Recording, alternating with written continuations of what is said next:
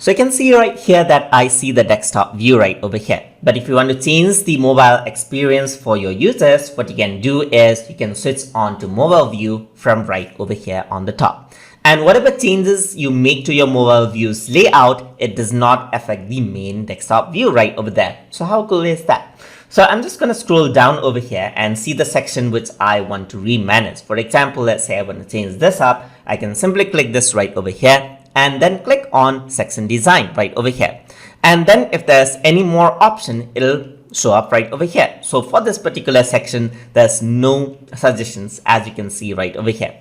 Let's click on this one and see if there's some alternative suggestions. Not on this one either. Let's click on this one right over here or this one. So if there's more suggestion over here, you can see that there's a suggestion right over here, just like that.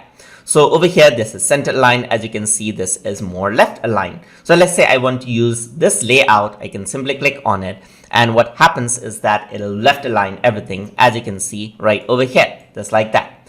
I can also go over here and choose the layout as per my liking right over here. So let's say, for example, I want a much tighter design right over here. So I can just click over here and you can see that overall is tighter.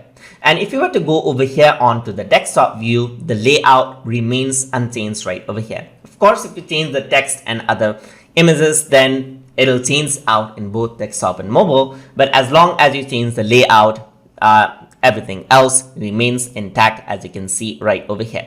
So you can go over here and manage it out. You can go for section design right over here and choose any other. For example, right now you can see that this is much more like a fluid design, as you can see. So I'm just going to go around and choose the one I like. For example, this one right over here. And the text is on top of the image, as you can see right over here. So just like that, you can change out different sections and entirely change the outlook for your mobile version of the website and give your users the experience they deserve.